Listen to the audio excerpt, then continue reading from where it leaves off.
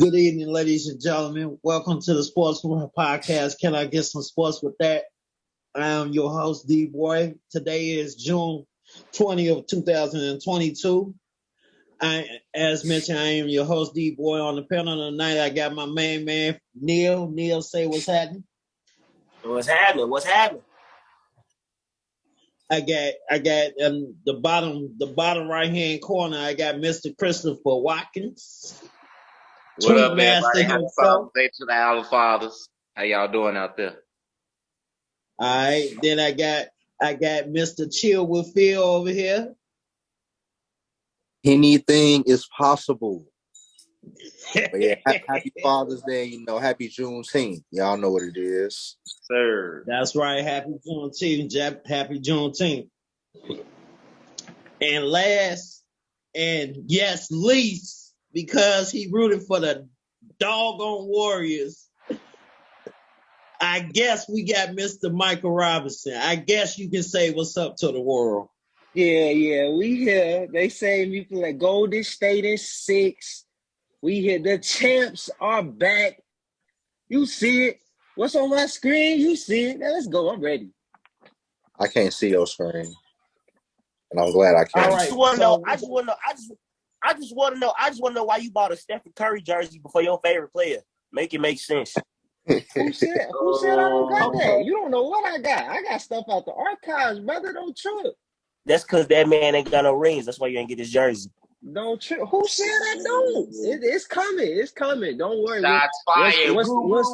When we get to that regular season and our segment come, when we talk about who we expecting to see, who we ready to see, just know it's gonna be there. Don't worry.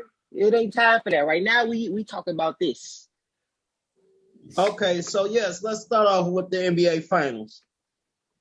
Unfortunately, ladies and gentlemen, the Golden State Warriors, I call them the Golden Girls, have won their 4th title in, I believe, is 8 years now. Ladies and gentlemen, question to the panel.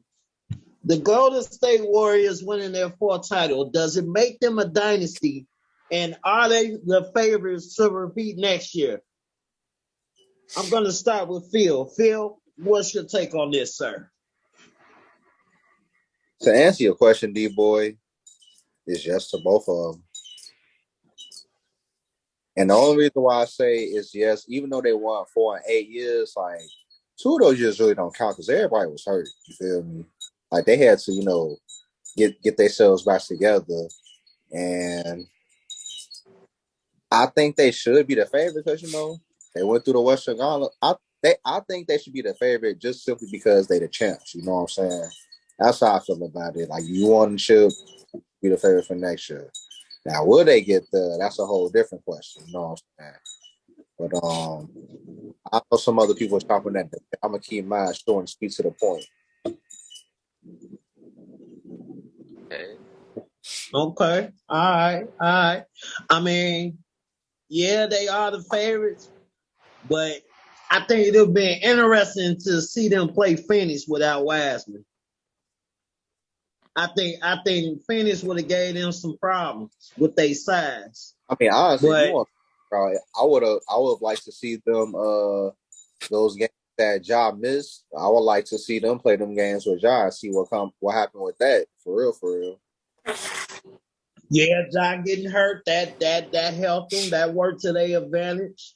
So, I mean, unfortunately, as much as I don't care for them, they are the favorites. They are the favorites to definitely come out the West because I don't see nobody touching them. Well, the one team that could give them a scare outside of Memphis, one team to watch is New Orleans, but it all comes down to Zion. If Zion plays a whole season, they go. I'm not saying it. I'm not saying they're gonna beat Golden State, but they gonna give them a step. Stay healthy. That's a big if though. That's almost like street pro. If they healthy. And the reason I say they'll give them a scare is because you got Brandon Ingram, you You got Brandon Ingram. Of course, you got Zion. You got C.J. McCollum. You got Valanciunas. And then you got Herb Jones. And Herb Jones can guard anybody. Well, any of the top three on the Warriors he can guard. He can guard Steph. He can guard Don't Clay. forget Jose Alvarado. He can guard them too. Yeah, Jose Alvarado, and he's a pest. You heard what he said on that mic'd up when he was talking to the ref. He said, "I'm a light skinned version of him, just better." He said he's the light skinned version of Pat Bear. So,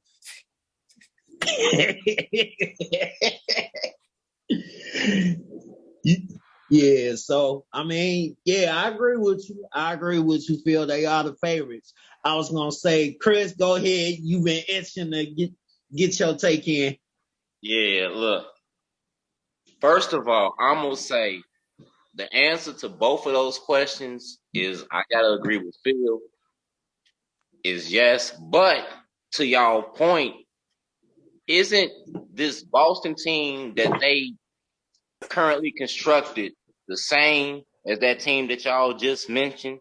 Like, they got all the advantages with size and defense, but yet the Warriors was able to get over that hump. Like, because if you look at it, to me, if you look at it on paper, the way this Boston team is constructed, they got the size, they got the athleticism, they got the shooting, they got the rebounding, the shot blocking.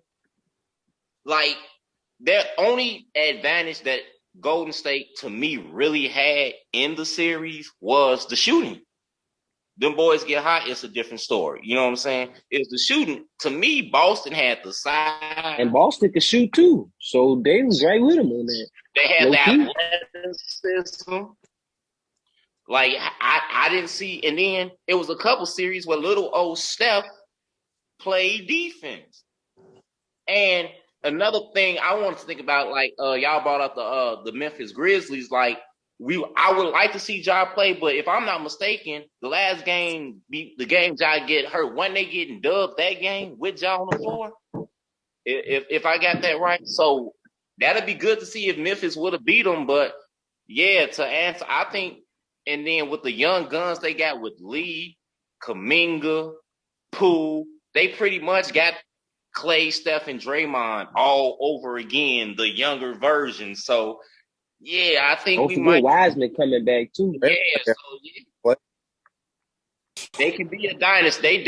They definitely trying to build they are a dynasty, and I think they got a chance to pass Mike in rings. They got a legitimate chance with the way that route is constructed. That's my take. That's crazy. Now here's the thing. Yeah, but they're not gonna be able to pay everybody, bro. Yeah, me and Carneal was talking about that earlier. Me and Carneal had they're gonna be able to pay everybody. And you know who I think is gonna be the odd man out? Who? I think it's gonna be Draymond. Because they definitely it's gonna be Jordan Poole. It's gonna be Jordan Poole. He's gonna be the odd man out. They got the money to pay all of them.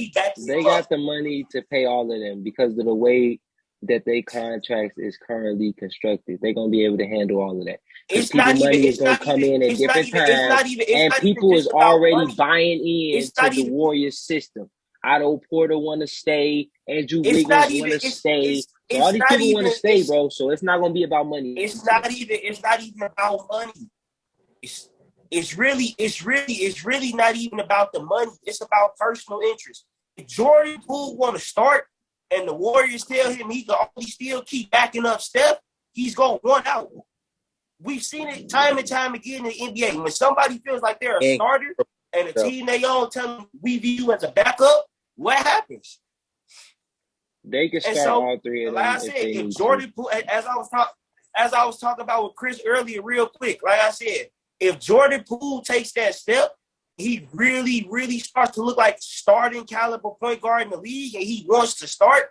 He gonna ask him for starting money, or he gonna ask out in the trade. That's why I think Poole gonna be the odd man out if he really. He got to play some defense first. But the point I made to Carneal was that it's a lot of young.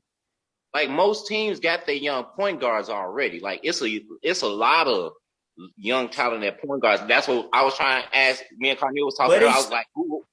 You know what I'm saying? A lot of teams got their point guards already, so we have. I gave you a handful of teams. I gave you a handful of teams that can still use a point guard.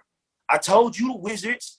I told you who else I told you? I told you the Pacers. To be honest, the Pelicans could also use him as well because CJ McCollum's a 2 guard.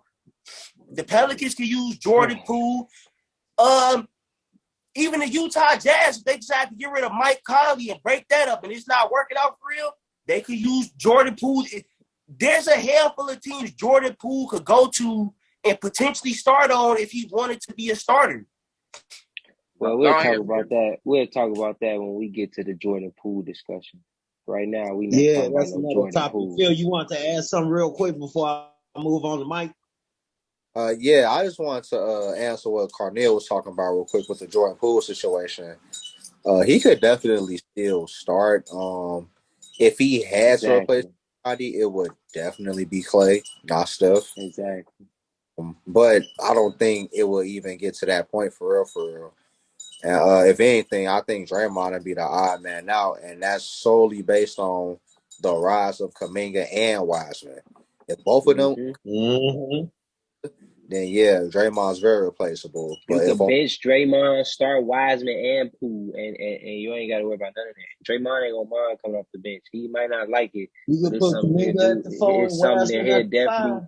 It's something he'll definitely do for the team. But this I'm saying though, they don't got the IQ that Draymond got. So Draymond gonna be the odd man out, bro, and that system ain't gonna be the same. None of them is gonna be the odd man out. Haven't y'all learned this about the Warriors? Haven't y'all learned this about the Warriors? There is no odd man out. So stop trying to call the odd man out. It's been 5 years of y'all trying to say that. Y'all try to say that with KD. We know what you gonna say. Ain't no odd man out. There definitely was an odd man out. Let's not forget.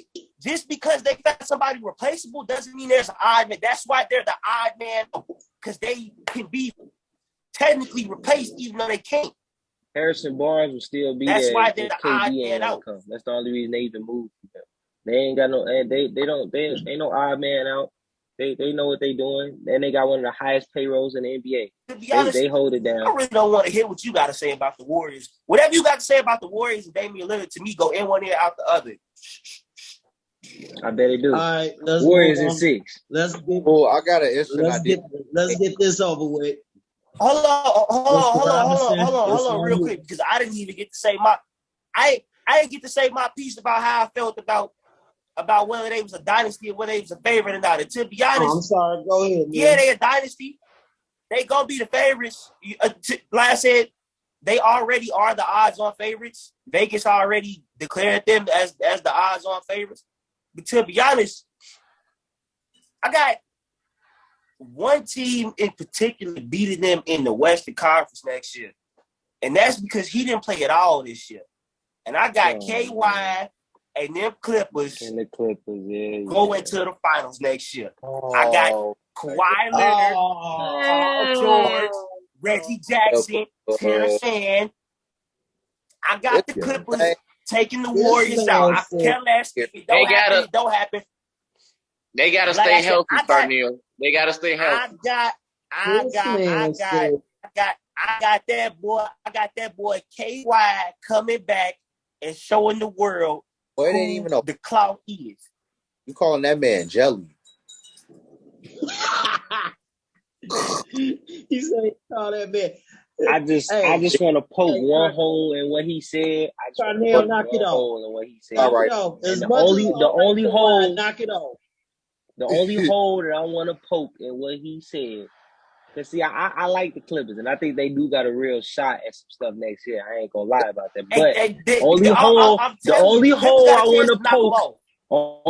want to poke in what Carneal said is you really sitting here relying on the Los Angeles Clippers to get it done, and that's where we at in life, where you got to rely on the Los Angeles Clippers. To be honest, I'm really, I'm cool with that. That's you relying on. I got no problem with that, bro, because they gonna choke eventually. See, I'm gonna keep it. I'm gonna keep it 100 with you. I really rely on two teams, but I don't want to say the other team because it's gonna make it seem like, you feel me, I'm trying to, hop on the man bandwagon that I'm not. But yeah, we know you team I Lakers. got LeBron knocking their ass out too. Fuck you, man. That's what That I nigga just said. knew LeBron That's you what I coming was back gonna just do it. said. I good. knew We you know was you Oh, gonna team yeah, he Lakers. We I know. knew you was gonna We do know it. you team Lakers.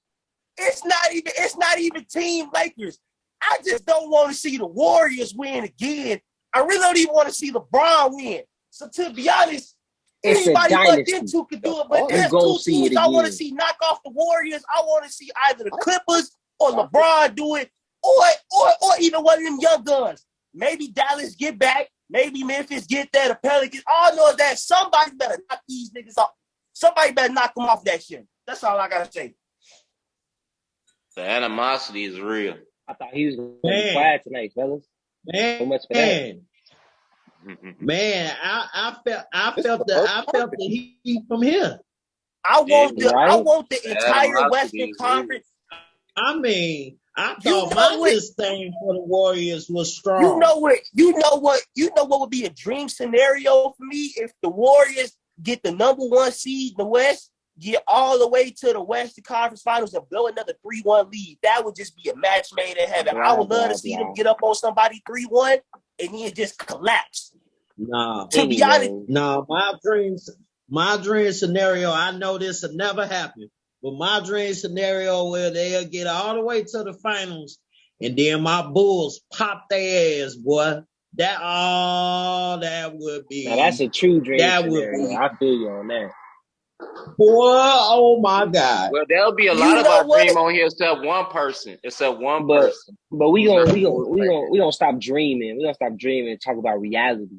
You know what I'm saying? All right, And that's this let's dynasty Mr. And the forming now.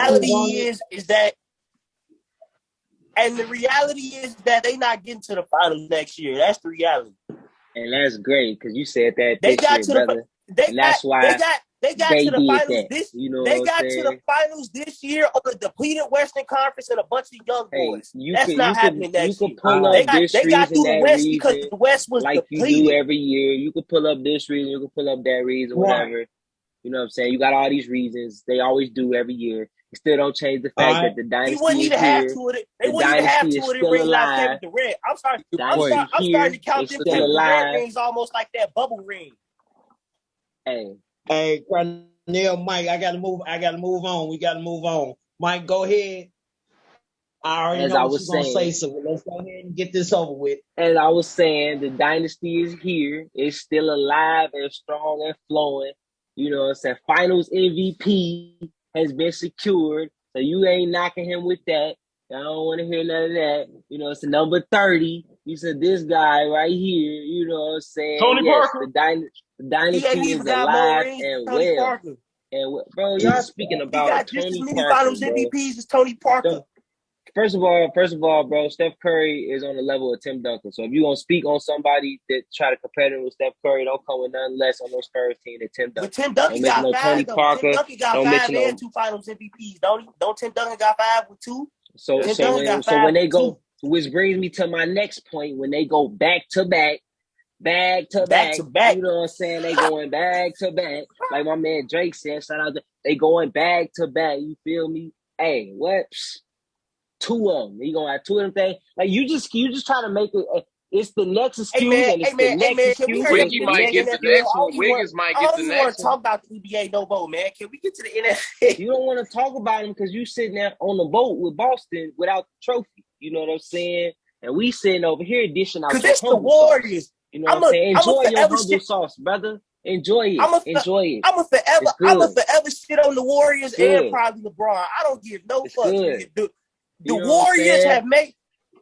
Ooh, I wish I could get my all 5 top. Ooh, I wish I could get my top 5 all hate list right now. We gonna say that for another episode though. I got a top 5 hate list. I can't wait to drop it. The animosity is real. Man, like I said, it's real. Dynasties bring out that in people. Bring out the best and the worst in people. Nah, you like to bait people. That's what that is, and they'll fall for it every time. I swear, like I said, the last show, fall for it every time. All right, Oh, I yeah. hate to agree with. I hate to He agree needs with to be the with glad the that he with get to the witness enemy. a dynasty live and in person. I need to be He didn't get to glad. witness the Bulls. I got I will never be to glad catch to. the end of the I will Bulls never win. It be was glad to great. see these And I niggas on thought TV. I ain't realize how great it was. You know what I'm If saying? if Because you Steph ain't, Curry never you came into the nigga. You know what I'm basketball world, saying? my life would be 1,000 times So better. now he get to witness a true dynasty, live in the making. I'm glad he get to see that. You know what I'm saying? Number 30, Dynasty, live and growing. All right, so everybody except Carnell say say that the Warriors will repeat next year. All right, so we're gonna move on to the next topic. Let's talk about them Boston Celtics and how they literally gave Golden State the title. So it's been duly noted that Andrew Wiggins' defense was the key cog of Golden State's series clinching victory. Question to the panel: now that Jason Tatum, Boston has lost this NBA Finals, one, will they get back, and two, will Jason Tatum actually achieve Kobe status? Because he did text Kobe Game 7 of the Miami series and He told said, him I that got he you, had bro. him. I got you, bro. Let's start with Carnell. Carnell, go ahead, sir. Okay. So Boston did get a series away. I won't lie about that. But honestly, I think Tried to part of the play the reason, Warriors game. I think part of the reason they gave a series Dynasty away, mentality. it just goes back to honestly, in my opinion, simple basketball mechanics. A lot of the mistakes they made was simple basketball mechanics. Like I've never seen Jason Tatum put the ball out there far when he was driving the lane. Like he was almost asking for them to swipe at the ball every time he drove through. The ball was at least 2 to 3. Like he had his arms almost fully extended every time he went through the lane on a Euro. And then I get what he would try and do with some of the passes, but he didn't necessarily read some of the defense correctly. Like I think what game was it? It was game 3, even when they won, or maybe game 4 when they lost. Draymond was kind of in the corner. He started creeping up a little bit to the paint. And as soon as Tatum seen that, he tried to whip the ball right over to the corner. And there's a man literally standing directly in his line of view, which was Andrew Wiggins. So he gets to steal. And then, like I said, I feel like a lot of it just came back to them just being loose and kind of careless with the ball. And I don't know if it was because of the moment. I don't know if it's because they got tired in all them games. The past 2 series with game 7s and the legs started to get them. I'm not necessarily sure what it is, but in my opinion, a lot of these turnovers just came down to simple basketball mechanics. Like a lot of those turnovers could have been avoided. Now, will they get back? Without a doubt, they get it back. Them dudes is 24 and 25. The dude who they just lost against They going didn't back get his next year? first ring. So he They was going back like, next year? bro, watch out. Shut up. I'm Watch out. asking. They going back next year? Move around. You trying to troll. I'm not going for it. Watch out. That's a serious question. Do you got them going back next year? I'm talking.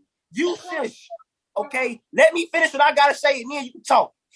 That man's mad All tonight. right?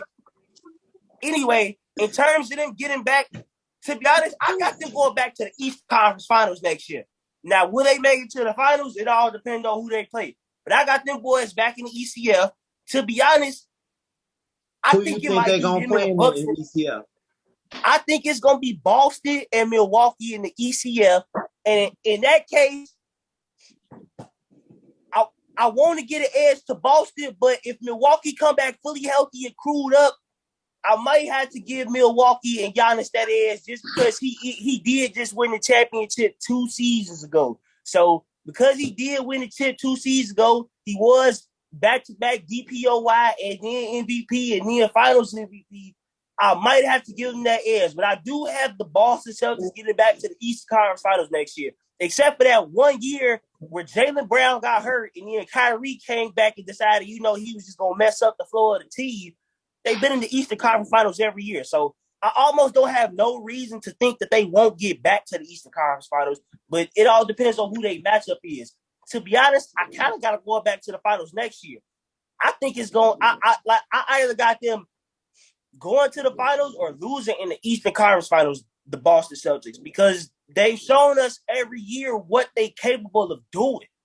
And I think they will make some off-season moves. I don't know who or what they're going to trade, but I think they'll make some off-season moves. They go make some off-season signings, and I think they're going to bounce back and be right back in that Eastern Conference Finals with a chance to get to the finals.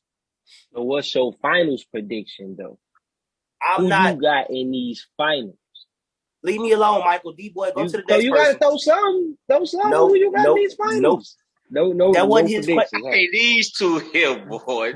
That wasn't his question. That wasn't his question. His question was, what do you think of Boston, and do you think they will get back? So, like I said, I answered this question. So you ain't answered if you thought they would get back to the finals. Move on. Next. So to add on to your add on to your take, Neil, I don't disagree. I think it will be Boston and Milwaukee. And Chris, you know why I can't give it to the Bulls? Yeah, I know you.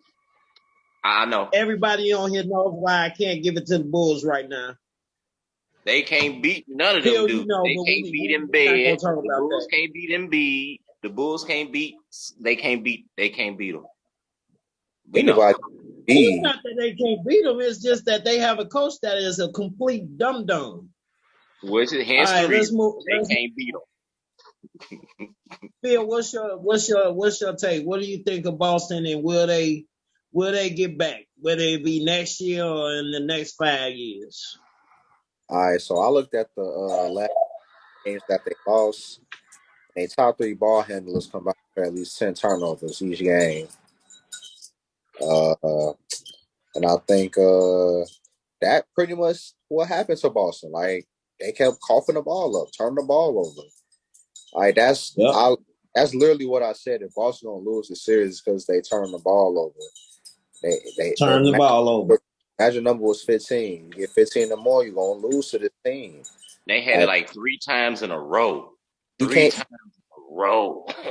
Like, you got to understand who you're going against. You could get 18 turnovers and beat a Miami team that just got Jimmy Butler, a hobble Lowry. You know what I'm saying? And or a Bulls team that just got Debo. But like Bucks team, because they had them every series. They had a bunch of turnovers. You could turn the ball over 16, 17 times against a Milwaukee team that doesn't have Chris Middleton with them. Like, but what you can't do is turn the ball over 15 times against a Golden State Warrior team that thrives off of turnovers. Everybody. And can beat you with 3s instead of 2s.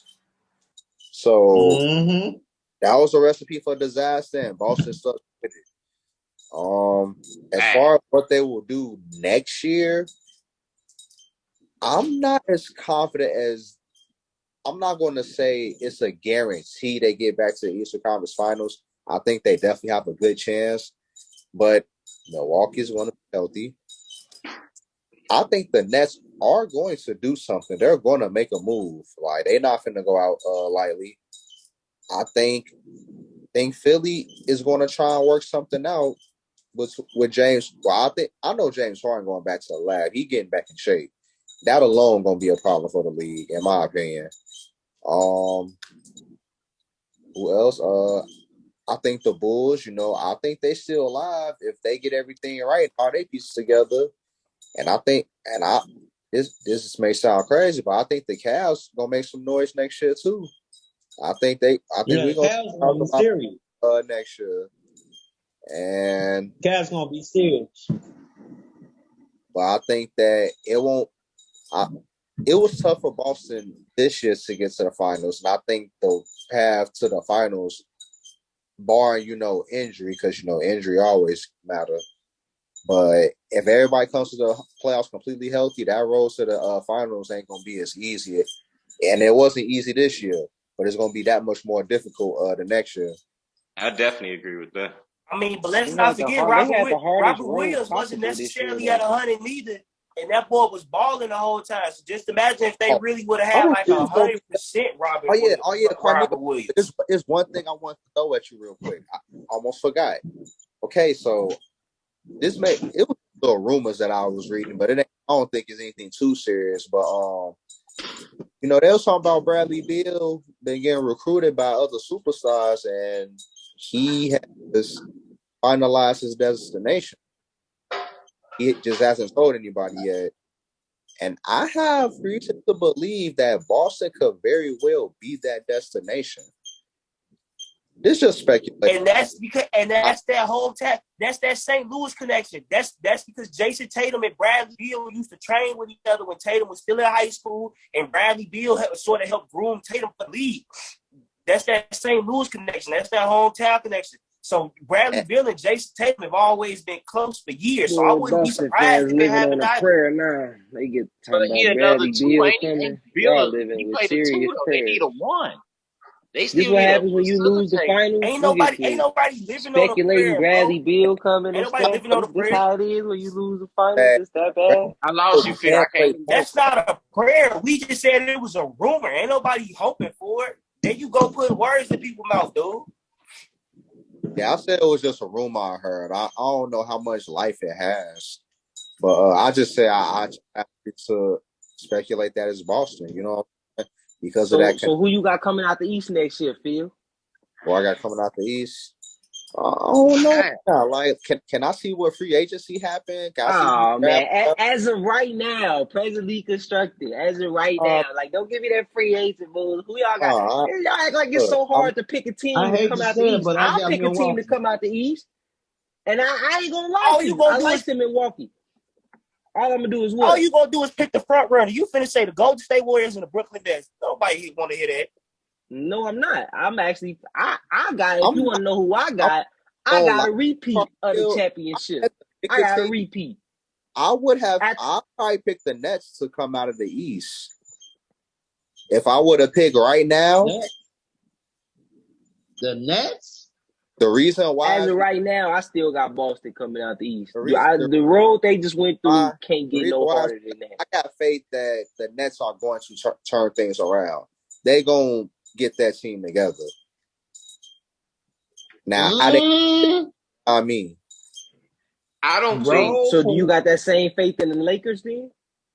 I don't yes, think. Wait, I absolutely have that same faith in the Lakers. So you got Nets I don't Lakers know, finals bro. next year. I don't think the Uh, Nets beat. I lied. I I still ain't got. don't think they beat Philly. I don't think they beat Philly. I think Philly I can got still beat that. them. I got that Because same faith in Brian. Like I just got to put my faith in him at this point. I feel I agree with mostly everything you said, but here's what I've been hearing. Word out of Durant camp is that Durant is pissed. Like he has not spoken to ownership or the GM since they first round exit. You don't have to. Like it's the off season. Ain't nothing too But serious that's going. because the GM. But that's also because the GM pretty much gave KD an ultimatum. The GM told KD, "Hey, get your boy or he out." That's pretty much what the GM told KD. Get your boy or he out. I mean, Are So, you talking about Kyrie? and we've seen Kevin Durant chooses to side with his boys over the team more times than not. So, hey, Kevin Durant go side with his boy, then for all we know, both of them could be out because the Nets clearly told KD, here's get your another boy thing. or he out. Right. And here's another thing, then I'm gonna move on to Chris. And here's another thing that I've been hearing, but I don't think Cleveland will be that fucking crazy to do it. Excuse my language, but that would be absolutely foolish if they did this. Phil, I know you a Cavs fan. Guess who supposedly the Lakers are trying to go after? They're trying to get DG. No, they're trying to get Colin. Oh yeah, they was trying to get one of them guards. Yeah, they're trying to get Colin Sexton. Yeah, they trying to trade him for Russell. Yeah, they trying to get clear. They desperate, man. They desperate. They trying to get Russell up out of there. Too much upside. Too much upside. Colin got too much upside. He got too much. Yeah, no. Cleveland ain't finna be that foolish. Not just that. Russell Westbrook player option too big. Ain't nobody finna pick that. The Lakers finna have to ride on Russell Westbrook and that $47 million player option, bro. Ain't nobody take that contract. Ain't nobody finna pick up my boy. What you mean? He picking up that player option this year? Yeah, he picking up that player option this year, D-boy. So the Lakers ain't gonna have no choice but to ride out with that $47 million. I could care less one way or the other. Long as the Bulls go get Mitchell Robinson, I'm cool. Long as we go get some shooters and the rim protector, I'm cool. Straight up. Chris, what's your take on this, sir? What do you think about Boston and will they make it back to the finals next year or within the next 5? I feel like, to me, Boston just cracked under the pressure of being in they first finals. They got beat by a veteran team because they had the athleticism. They matched shots with them at one point. They blew them off their own floor, but they couldn't stop giving them the ball. And, you know, Marcus Smart couldn't post up little bitty Steph in game 6. Like every time Marcus Smart tried to post up little bitty Steph, he was turning the ball over. And I think that was Boston's biggest problem to me. They ain't got nobody to get Jaylen Brown or Tatum no easy shots. They ain't got nobody to get them no easy shots. Like I give Marcus Smart on the defensive ends, but he's not a facilitator. He can't get nobody no easy shots. He don't get them in no sense. He's not a problem. He don't. He just don't. And it killed me because I saw my man Rob Williams. Rob Williams was blocking threes. He was blocking shots at the basket. My man had like 8-9 blocks the last game. He blocked everything. He legit laid it all out. He did. His leg wasn't, and the man was on one wheel, technically one leg. So to me, with Robert Williams, Tatum, and Jaylen Brown, and the other Pritchard and them other shooters they got on that bench, they will definitely be back. Now I don't know if they're gonna go back next year because I still think Philadelphia with James Harden and Embiid is wow. That's a nasty combination of if James Harden come back, James Harden, you know what I'm saying? I still think New Jersey gonna have something to say, and I think Giannis gonna have something to say, but you ain't gonna be. I don't think you're gonna be able to keep Boston away from long because they tasted it. They're gonna be hungry, and if they can stop giving the ball away, get them a facilitator, they'll be fine. Because I think the series turned because they were asking Jason Tatum to facilitate and get his own buckets, and he lost his own game in between that. He lost his own game. Like when he had said, like one game he had 13 assists, then one game he had like 8 turnovers. He couldn't be consistent with it. And I think they asked too much of him and he just wasn't ready. But them young boys is definitely gonna be back. Now I don't know if I'm gonna say next year, just like I'm like Phil, because I want to see who's gonna get moved around. Because it's a couple of teams that was Milwaukee they didn't have all 8 pieces. Philly didn't have all its pieces. I want to see the whole Eastern Conference in its totality with all 8 pieces because it's going to be a war. I think they come in the works too. Yeah. And like D-Boy said, if the Bulls get Mitchell and a coach who knows how to change the rotation and actually make adjustments, the Bulls might have something to say. But you ain't going to be able to keep them young boy it's too much talent in Boston for you to keep them out the finals for too long. You know what I'm saying? So within the next I 5 years, agree. yes, I do think that they'll be back. I It's too much agree. talent. It's too much talent. It's too much talent. I think I yeah. got Milwaukee. I got Milwaukee coming out the East this year. This upcoming season. Unfortunately, I can't stand them, but yeah, because Middleton's gonna be back, and He completes they're them. not gonna let Bobby Portis get away. So I definitely got Milwaukee coming out the East. Hey, if So they get Giannis because Giannis was hitting a few jumpers. If Giannis could start hitting his jumpers consistently like he was Giannis doing get a jump shot. It's a wrap. it's a Hey, wrap. that turnaround looking good. That's all I'm gonna say. That turnaround looking good, man. It must all look consistent. Yeah. If So, if Giannis get a consistent jumper, who gonna stop? How you stop him? If he start hitting jumpers, how you stop him? Because he still can go you 1,000 don't miles guard an Giannis hour. with one player. You guard him with your team. And then he You can got him shoot. with your team, not one player. Like yeah, if that jumper start falling like he did his rookie year, ooh wee. How you put so much in But before I move on to Mike, I just want to say one thing about Giannis. He has no ball handling skills. If you make him handle the ball, he's gonna fold. He's gonna turn it over. I'm gonna have to deal He with has you. no ball I'm gonna handling have to skills. disagree with you right there, real quick, D-boy, because even though his ball handling is not the best, he doesn't have to really do all of that to get to his spots and do what he wants to do. That's the good No, thing he about doesn't. Giannis. He don't have to play around with the ball to do what he got to do, and he He, knows when to pass it. he is So a ball handler for a big. Giannis is a big, not a guard. yeah, so he saw. so so so in terms of his size and relative to his game, his ball handling is actually solid. And he got Drew. He got a facilitator. That's the difference with his. He had a facilitator. Like if Boston had like a Drew Holiday, they beat But they Ghost. got it. They got it in Marcus Smart. They Even if let they him had do it.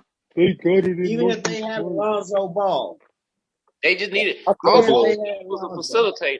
Because if you give Boston a facilitator, how you stop Tatum with a facilitator? Somebody that can get him easy buckets. How you stop him? That's Marcus Smart, baby Kobe, right? very good basketball player, but like I said, he's not a primary playmaker. nah. Marcus Smart is not a prime. You're exactly 100% right. Other Let's move people on to Mike. believe he Mike, made his leap. what's your take, Mike? What do you think about Boston after this series? And will they make it back to the finals next year or within the next 5? I wish you Like, would. You just trolling, saying a bunch of bullshit. like I was saying, as of right now, I definitely got Boston going back to the finals this next year. And don't get me wrong, I ain't 100% on it. You know what I'm saying? But as of right now, I got them going back because, like I said, that road that they took, the path that they had to go on to get to the finals. I mean, I ain't gonna lie, I ain't seen a path that hard for a team in a while, and they overcame every obstacle. I mean, they It was had game depleted team. sevens, they had games. They was a depleted team, so everybody was depleted. It's not. I'm not gonna use that as an excuse or a knock or none of that. You know what I'm saying? Like It was hurt.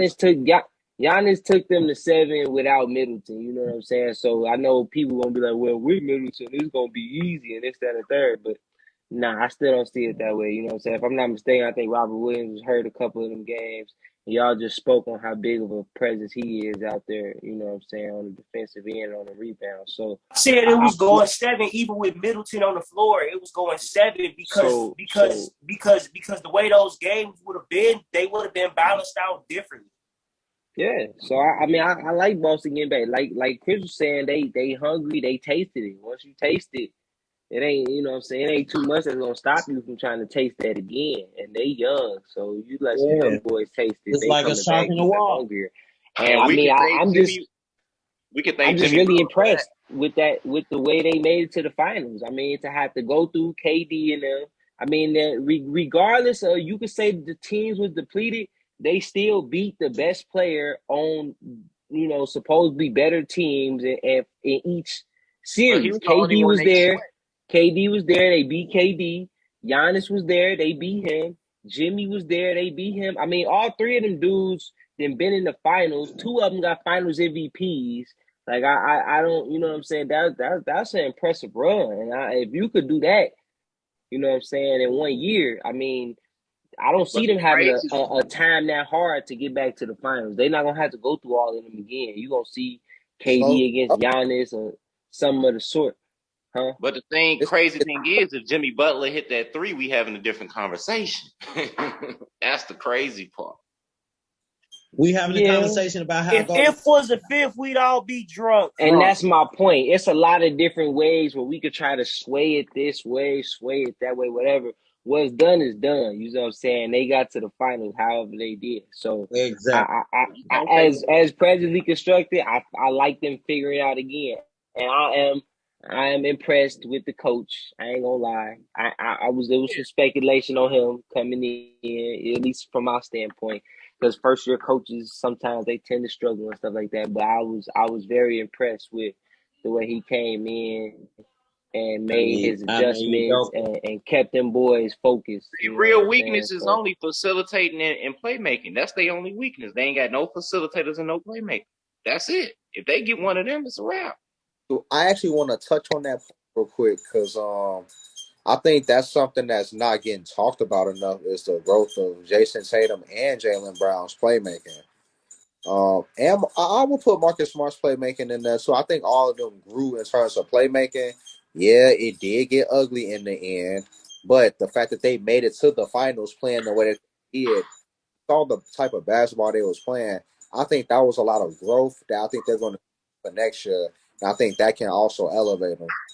and it only got ugly at the end because of that growth. If you want to be honest, that growth allowed them to play the way they was playing and take them chances. Because to be honest, they wouldn't have been taking the chance they was playing. They wouldn't have grew, in the months and times before as playmakers. You know what I'm Yeah, saying? because So they yeah, turn the you got to ball give over them a lot every of credit for that. series. It kind of sabotaged them in the end. Like for example, you got Jason Tatum come out game one, all them assists. You know what I'm saying? He doing his job. So now they try to hone in on him, make him a playmaker. He like, well, I done did it once, let me do it again. You know what I'm saying? So now he's throwing cross court passes, and when really he should just attack and go get his layup. You know what I'm saying? And stick to his game.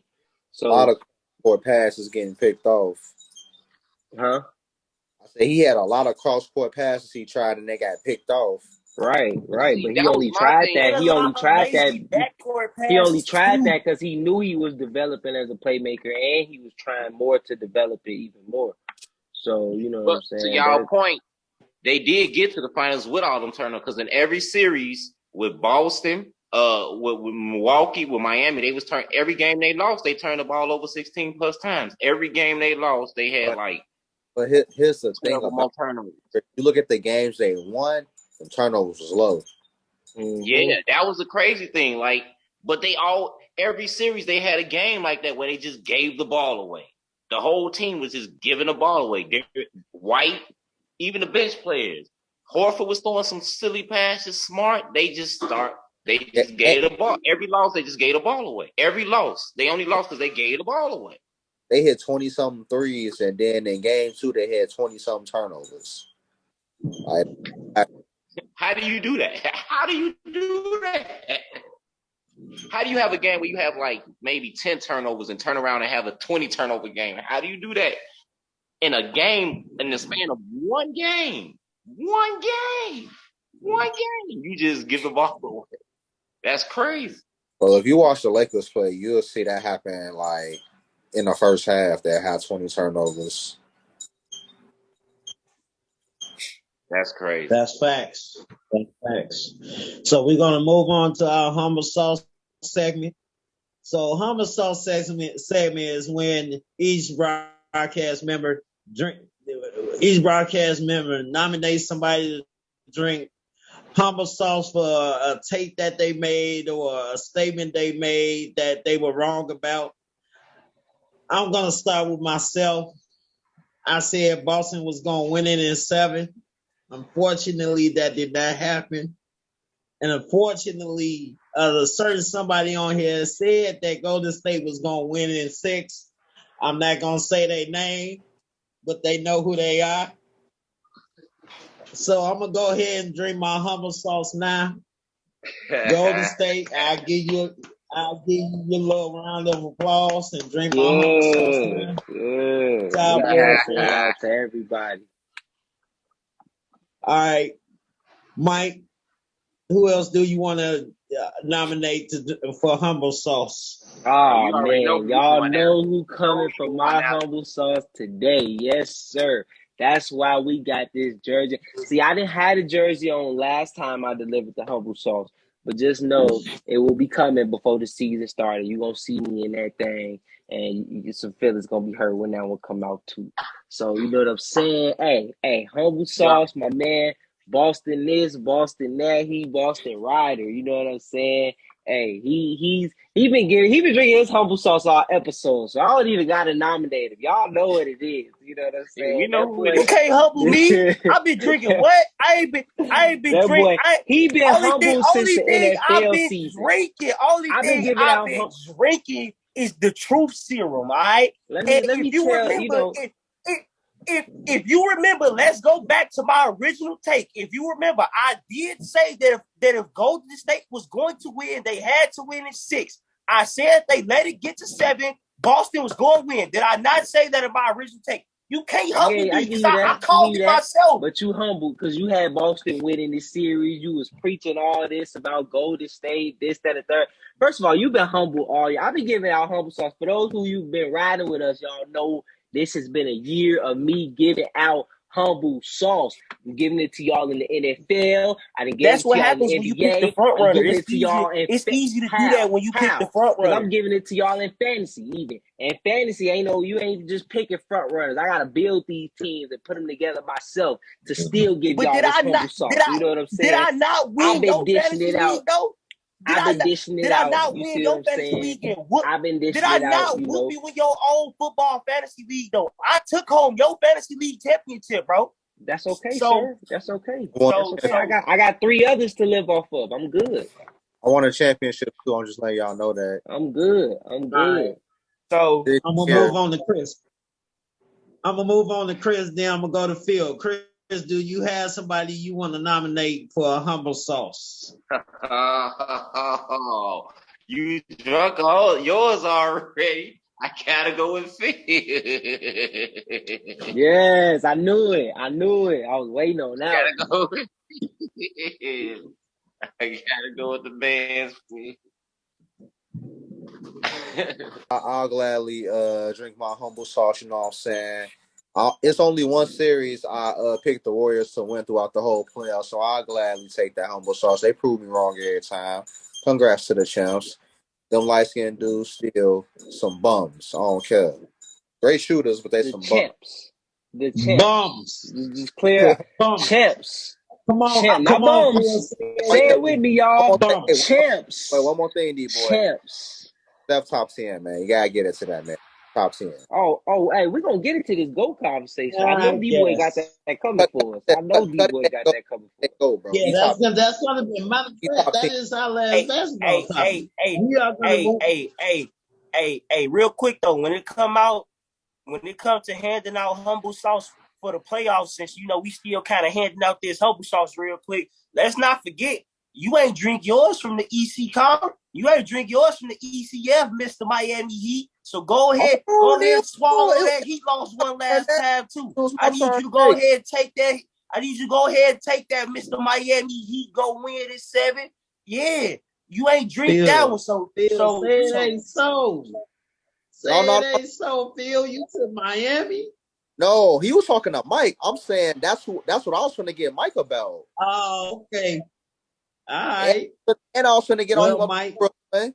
I ain't forget about The that. reason my humble I ain't sauce forget about is Brooklyn not or the the reason my Bucks. humble Oh, no, sauce is not as bad for this Miami series is because 2 things happened. You know what I'm saying? One, they won game 6, like I told y'all was gonna happen. Y'all had it ended right there.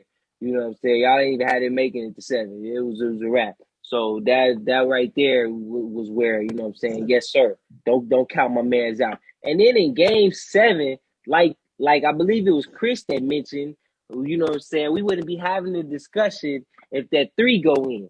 So I ain't gotta be humble about that. I can live what the same way they You should said, just like you Phil should was the main candidate. They said Phil was the main candidate. you Say, should hey, that's also be Jimmy. humble You gotta about live with that shot, live or the die. first round. I'm living with that. You know what You I'm should saying? also you should also First be of all, humble. You should everybody also got be humbled. humble by the first Everybody round got too. humbled. Everybody got humbled by the first round. So we not even going. Very, very few people in the world did not get The humbled by only the first playoff round. So that's series you not get to brag about is the finals, bro. You was humbled the whole playoffs when it came how. to the East, bro. How? Did I When it not came tell to the y'all Golden East, State was when it came winning to the this year? East, So I wasn't worried about who they was going to play in the East. Because I told y'all it didn't matter because Golden State was winning. So that's why I ain't got to be humble. I told y'all from the jump, these was winning. You know what I'm saying? I said if Clay come Golden back State got lucky. a fraction of what he was, they Golden State winning. got lucky. And then I said if Wiseman come back, they really winning. Golden And they State won got without lucky. Wiseman, without him at all. So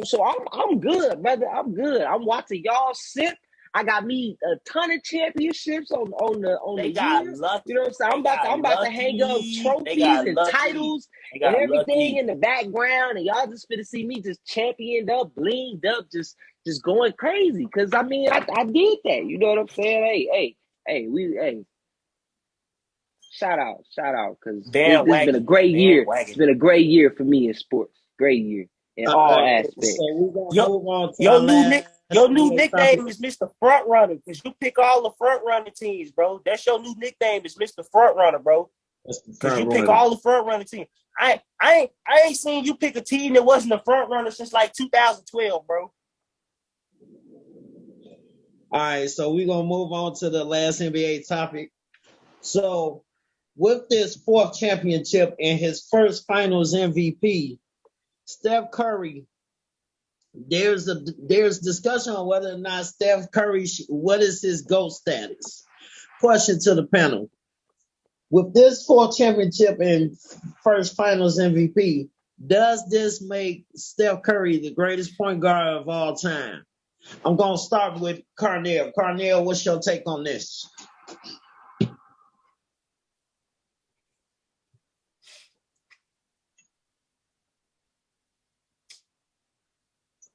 I want to say he's number 2. I don't want to put him above Magic. I really want to sit here and troll Stephen Curry. I want to troll Curry. I do. I just want to sit here and just hate on him the whole time. You feel me? I just want to sit here. I want to dog walk him. Mike, I'm coming to you I want to next. drag his I name see through you mud. there. I want to slander him. I really want Steph Curry to pick up a defamation of character against me because that's really what I want to do against him. Okay, I just want to defame Stephen Curry if I could. All right, if there's 2 players in the league who I could defame, bro, one of them is definitely Stephen Curry, bro. If I could defame him, I would. But to be honest, he got it. He got it. I can't really think of any other point guard like if we talking all around like if we talking just for the position point guard, yeah. But if we want to get into like the definition of like a true point guard, you feel me? Like I want to say the point guard. I want to say CP, but I'm gonna give it to Steph. I have to sit back and give it to him very, very reluctantly. It's almost like that. It's almost like that time when we was watching Vince McMahon give Stone Cold the WWE title belt. This is kind of what it's like. I don't want to give it to him, but That's a good one. Here. Right. Take it and be gone. Shoot, fly, shoot. All right, so I'm gonna run down my top 5. So at number 5, I got Oscar Robertson. Now this is just all time. Number 5, I got Oscar Robertson. Number 4, I got Pistol Pete. Number 4, I got Pistol Pete. Number 3, I got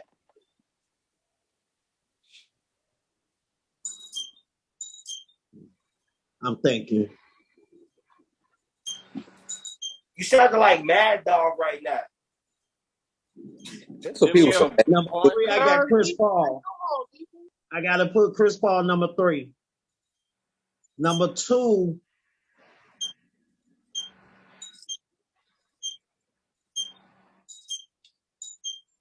I gotta go with Magic Johnson. I gotta go with Magic Johnson. Why? I gotta go with Magic Johnson, number 2. And number 1, I gotta go Isaiah Thomas, man. I'm not no disrespect to Steph. No disrespect to Steph. I gotta go with Isaiah Thomas. Because Isaiah Thomas played both ends, bro. He played both ends. Steph all Steph wanna do is score. Steph played defense in He his don't play finals. no defense. He played it in his don't play no finals. defense. He played it in his finals. This recent finals, Steph played defense. That's a horrible argument. But Isaiah number 1 over Magic 2? That's I'm about to say I wouldn't even put Isaiah over Magic. I ain't gonna lie. Cap. Not over Magic. Yeah, you tweak, D-boy. You tweak. Okay. All right.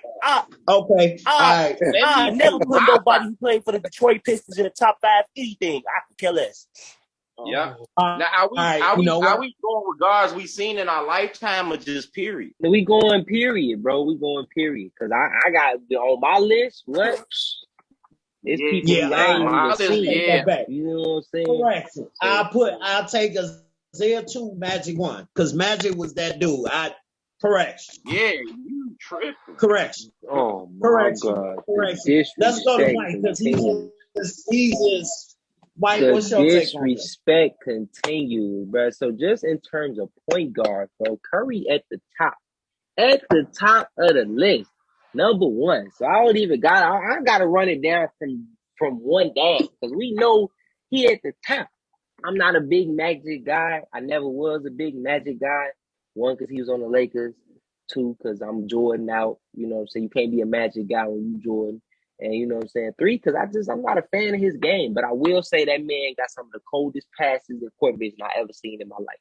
It's incredible. He created LeBron. But, that's how LeBron created.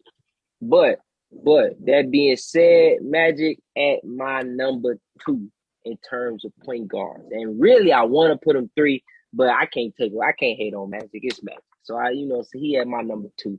Steph number 1 from the standpoint of everything he's done in the league. Unanimous MVP.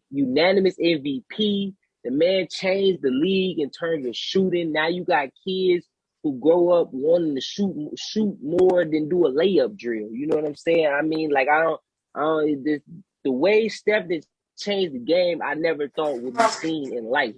So that alone have him up there. You know what I'm saying? And then he got all the accolades, all the awards to back it up. The average 30, you know what I'm saying? Unanimous MVP. Now he finally got finals MVP, the one that y'all knocked him for.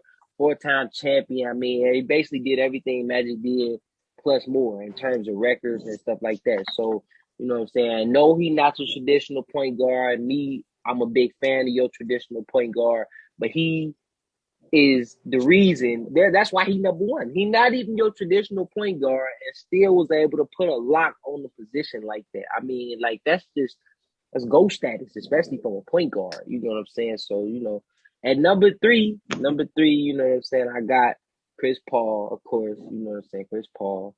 I want Chris Paul to be number 1, but he just don't do enough for me, man. He don't got the accolades. He ain't getting it done. That can't win the big one. Yeah, facts. Up until last year, he never even been to the finals. So like I've been wanting to give it to Chris Paul his whole career since rookie season. I've been wanting him to be the best point guard ever. So it's real hard to put him in number 3. And it's even harder for me personally to have Steph over Chris Paul. That's like big. But hey, he there. He earned it, man. It's there. You got it, bro. It's there. Number 4, I got my man Steve Nash, 2-time MVP. Y'all know how I feel about Steve Nash. Steve Nash, to me, as a point guard position, is the greatest point guard ever. To me, you know what I'm saying? Like, don't get me wrong. I got him 3 on my list. But in terms of what you want out of your point guard, he do everything I could ever ask, man. The way he ran them Suns teams, bro. The man managed to get MVP off being a true point guard. Who got MVP twice off being a true point guard. Like, you know what I'm saying, averaging a double-double. There ain't many point guards that average a double-double. So for a season, you see what I'm saying? And Nash did that multiple times. Other Like, point guards averaging doubles with assists, nigga. huh? The same he was winning them MVPs. Now Nash led the league in assists those years, so I give him that. What? Other dude on his list, I'm gonna call BS on his list. I'm gonna throw his list out. It's one name I better he on this nigga list. If he don't put him on there, I'm throwing his list out.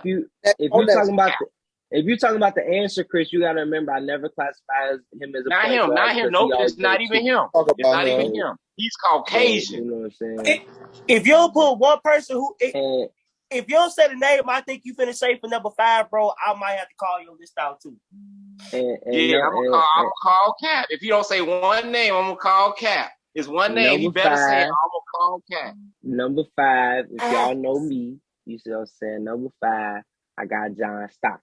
You know what I'm saying? John Stockton. At 5. And it's only because, you see what I'm saying? Like, I'm taking Jason Kidd over him any day. Jason Kidd is my 6th man. He number 6. I'm sorry, but John Stockton led the league in steals for multiple years, led the league in assists for multiple years, and still get points. Ain't nobody close to him. Exactly. You see what I'm saying? So John Stockton is there. And I honestly, the only reason I don't get John Stockton, because John Stockton was my number 1 point guard for years up until I seen what Steve Nash was doing. So, you know what I'm saying? He slid down to my 5, but it's a hard. It's not like he's stuck there. You know what I'm saying? I guess since his career over, but you can make a case for him to move up. You know what I'm saying? Either way, but yeah, he had my 5, Nash at my 4, CP at my 3, Magic at my 2, and Steph then moved up to number 1. You know what I'm saying? That's just how it is. Now, if y'all looking for my boy, you know what I'm saying, my favorite player, you know what I'm saying, because he is a point guard, you know. Hey, I got him somewhere around 7, 8, whatever. You know, he in my top 10. Don't get me wrong, but I can't slide him in that top 5 just because he ain't done enough. You know what I'm saying? That's all it is. I mean, he could be top 15. I don't know about top 10. Oh, he's definitely in my top 10. Definitely in my top 10. But y'all, I don't need to get into that with y'all. Man, so, you know what I'm saying? But in terms of overall, though, man, Curry up there with the GOATs, bro. And it's not even just... See, I feel like the disrespect is given to him because y'all just trying to put him in top terms of point guard. Hey, man, Steph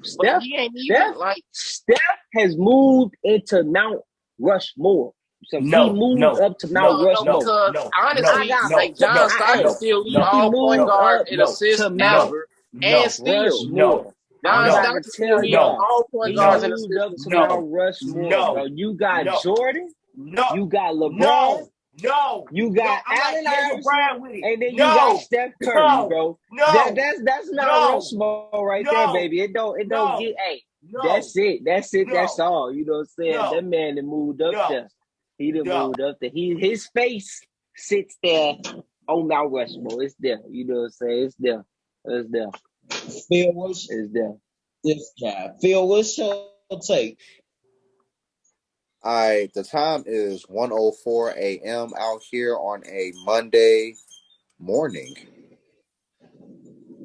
This is time when Mike done lost his mind because I don't know what he's talking about. I don't know what he's talking about with his top 5. That's like all that just sounded crazy to me. But anyway, to answer your question, D-Boy, where does Steph list on the all-time point guard list? He number 2. And the only reason why he number 2 on that list is because the way I view point guards, it don't get better than Magic in my. And Steph is great. Steph is great. And it may sound messed up that I'm only holding that back because he not a traditional point guard. But it's my list, in my opinion. So I don't care. It's funny because that's the same reason you took it away, the same reason I gave it to him. Because he was able to do that he was able to do everything he did without being that traditional point guard. But for you, it worked for your list too, the opposite way. It's just funny how that played out. Yeah. Magic and Steph, that's 1 and 2. Number 3, I got Big O at number 3 because he was the first man to ever average a triple-double. He was cold. Like, man, I don't care what nobody say. Big O was one of the best point guards to ever do it. I just don't consider him a point guard, man. He like Luka to me. You know how I feel about Luka. That's not no damn point guard, man. Luke, like that's like combo guard. Like Big O was like he was like a forward that could play point guard. Like I just was the point guard. Like, say the same thing about Magic though. He would, but I just don't classify him as that point guard. Like to me, it's like how they did with Luka. Like they just stuck him there. It was like be our point guard because you got the skills to do it. Point guards got to be 6'3" or smaller for him. I forgot about that. No, because Magic, I consider Magic a true point guard, and Magic big. You know what I'm saying? So it ain't just a size thing. It ain't just a size thing. It's a lot more how you play too. You know what I'm saying?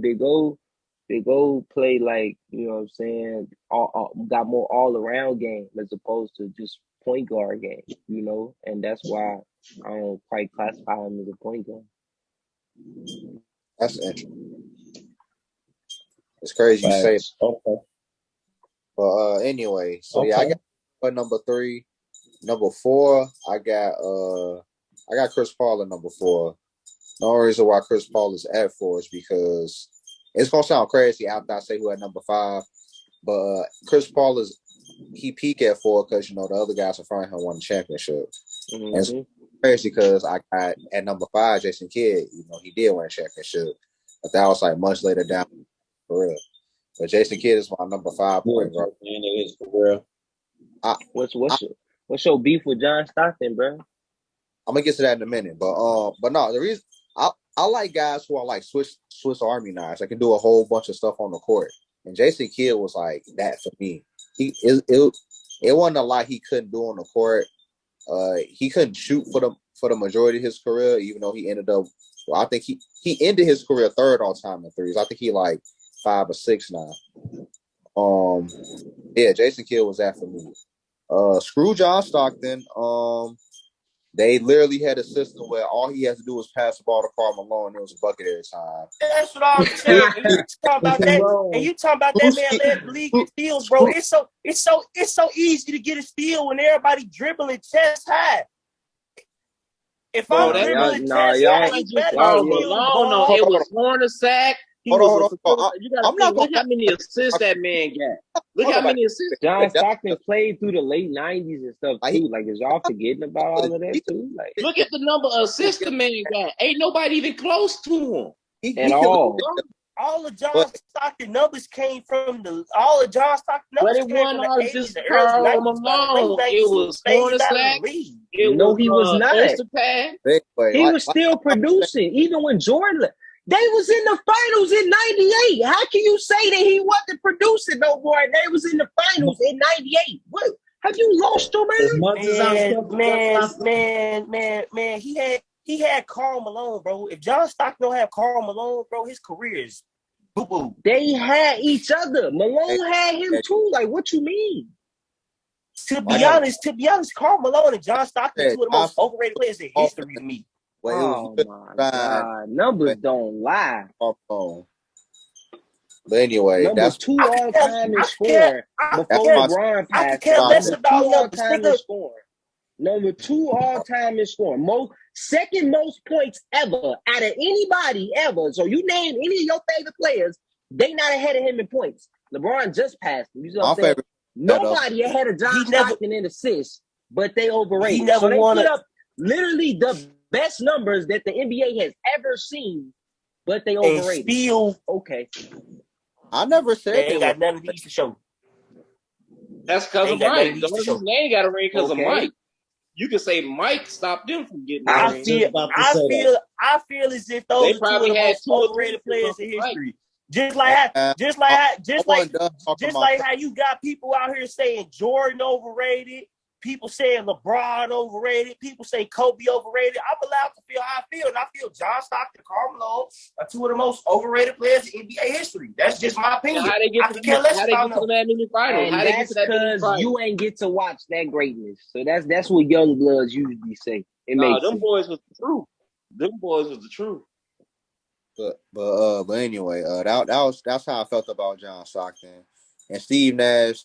Y'all know how I feel about Steve Nash, but I felt like he was just I feel like the NBA just picked him to win those MVPs.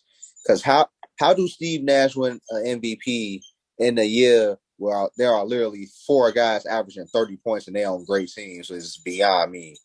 Because he a point guard that's the number 1 seed, averaging a double-double. And tell me how many point guards average the double-double with assists before he did that.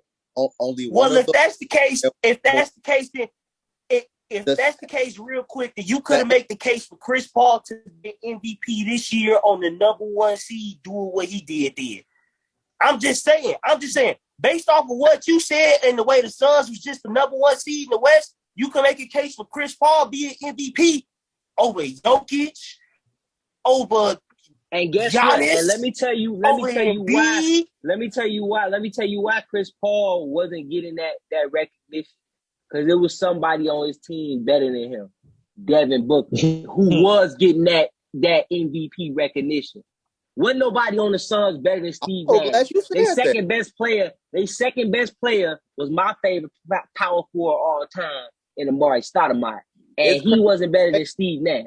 Are you sure Amari Stoudemire wasn't better than Steve Nash? Because I'm not entirely sure, only because when he left for New York, he was still averaging 25 a game. If Amari could have gave you 20 and 10, if he could have gave me 20 and 10, then I give him that nod of Steve Nash. But you my big and you're not even giving me 20 and 10, bro. No. Steve Nash, no, he was not. No, he was not. He was at 9. Trust me. I'm one of Amari's biggest fans, bro. 7 points at 9. He was at 9. That matters, bro. That matters. If you my big and we number 1 and you can't give me a double-double, bro, I'm the point guard give you a double-double. Your big almost automatically supposed to average a double-double. Almost any starting big supposed to average at least like 10 and 10 when you a big. You see what I'm saying? Playing out of position. But regardless, they had him playing out of position because they couldn't get no center. And the one center they had was an old Shaq. So, you know what I'm saying? Yeah, he's playing out of position. But regardless, bro, Steve Nash was still the best player on that team. Steve Nash started everything. It was 7 seconds or less because of Steve Nash. You see what I'm saying? Steve Nash moved that off of Steve Nash. Steve Nash helped to make Amari as great as he was, bro. That's just all it is to it. Like, everybody knows Steve Nash is the best player on that team. That statement don't sit right with me, but I ain't finna dive deep into it. I just gotta let you know that them MVP Steve Nash was fraudulent as F.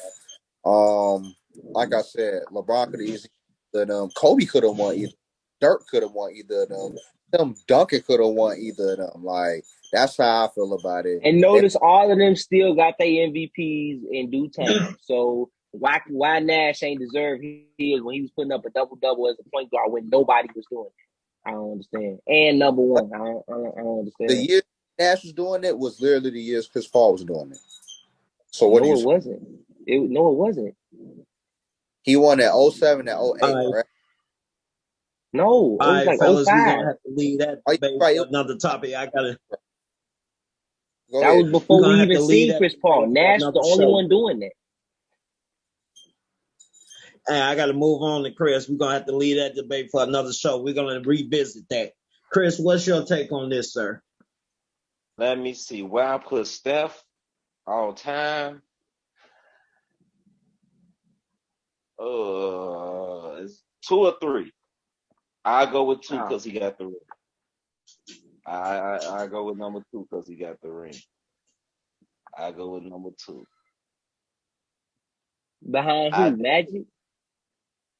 Yeah, gotta go Mag. Like he created that. Like Mag was just something special. Then I go Magic, Steph,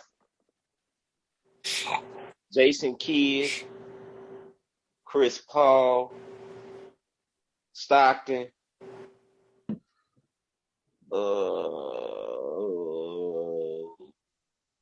Man, my number 5.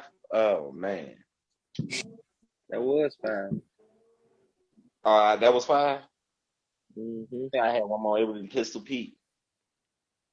But yeah, I gotta put Magic first because Magic just that flash. It wasn't nothing like the flash. The way the flashiness he brought to the whole point of my position. I gotta give it to him. But it ain't nothing like Steph shooting either. That's true. Steph, the greatest shooter ever. That's literally why I gave him the edge over Magic. Because he's the greatest shooter ever. Yeah, but I gave Magic a little edge. Steph number 2. I go J Kidd my number 3. Yeah, I leave J Kidd number 3, Chris Paul number 4, and yeah, let Stockton be my. I'm good with that.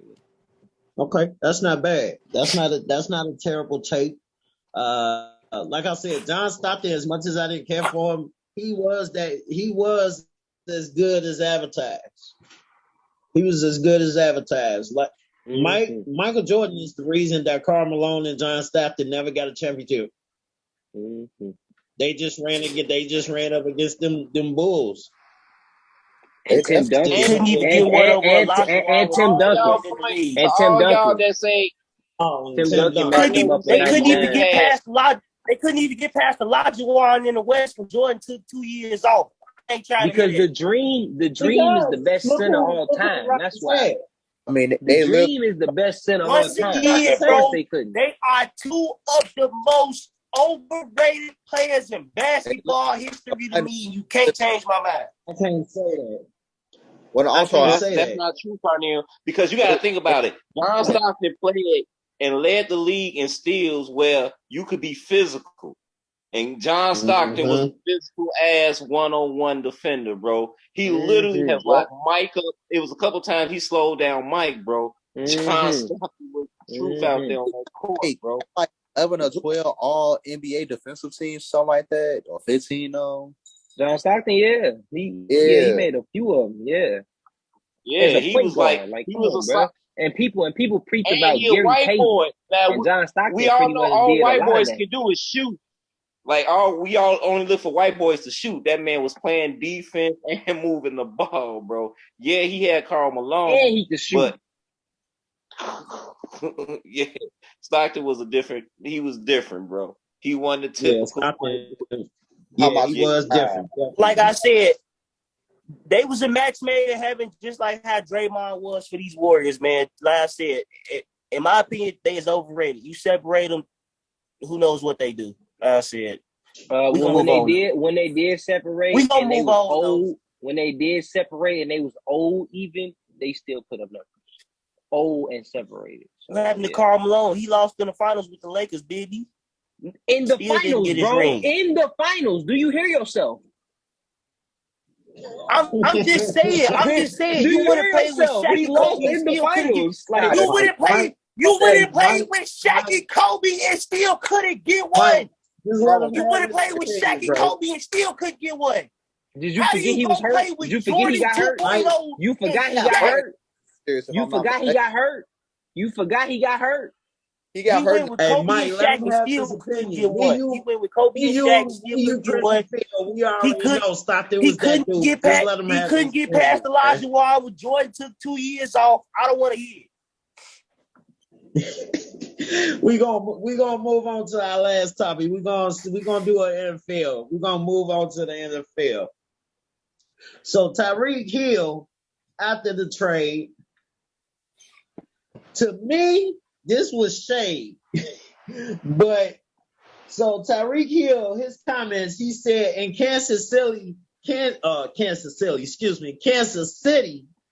he felt underutilized and said Tua Tagovailoa is more accurate than Patrick Mahomes.